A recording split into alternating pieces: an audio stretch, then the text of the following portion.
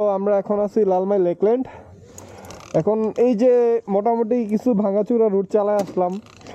এখন হচ্ছে আমরা কিছু ফিডব্যাক নিব। আমি তো চালালাম, আপনারা লাইভই দেখলেন। এখন দেখি যে আমার ছোট ভাই শিহাব কি ফিডব্যাক দেয়। শিহাব বলো, কেমন লাগলো এই রুট চালায়া? ভাই চালাচ্ছি তো মাত্র 108 কিলো। হ্যাঁ, 108 এখন অনেকে বলবে যে 2-3 হাজার 4,000 কিলো চালালে পিছনের শক সামনের শক আর একটু ফ্রি হইব। আর আবার অনেকে বলে যে হোন্ডার পিছনের শকটা এমনিতে একটু হার্ড থাকে।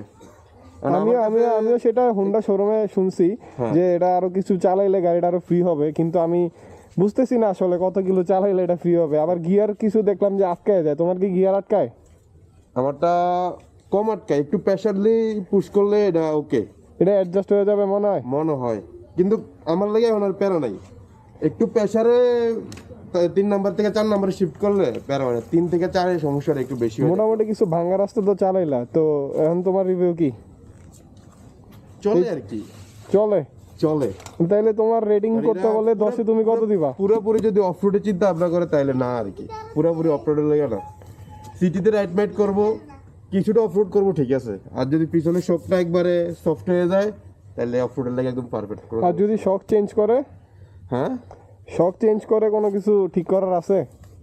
যদি আফটার মার্কেট কোনো শক আসে, প্লাগ ইন প্লে বসে, তাহলে আমি চেঞ্জ করে ফেলবো।